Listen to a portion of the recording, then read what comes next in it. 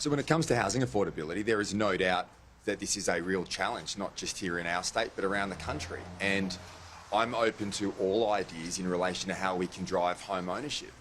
We cannot have an Australia that can't house its children. And we have an obligation, I believe, to look at innovative thinking about helping particularly young people get their keys to their very first home.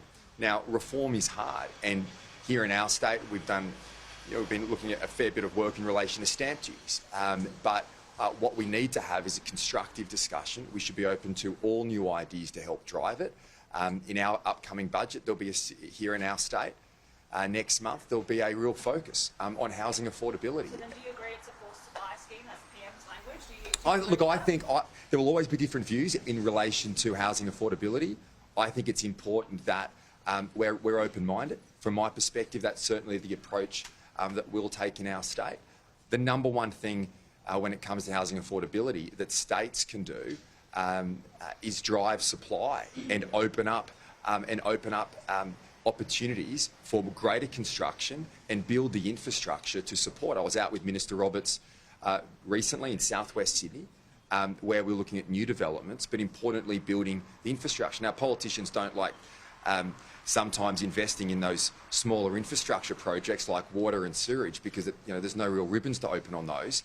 But ultimately, they are the investments that drive supply and provide opportunity. Outside of that, I'm very open to looking at new ways of thinking in relation to housing affordability. We've been doing that in our state, and we'll do that going forward. Just on wages, do you support Australians on the minimum wage getting a pay rise so it keeps up with the cost of living?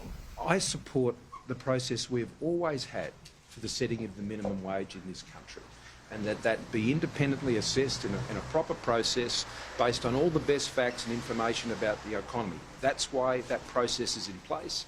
And we have always welcomed and accepted the recommendations that have come from that body. That is the appropriate way. Well, of course I do. That's why we've halved the petrol tax. That's why we've. This is why we have given tax cuts.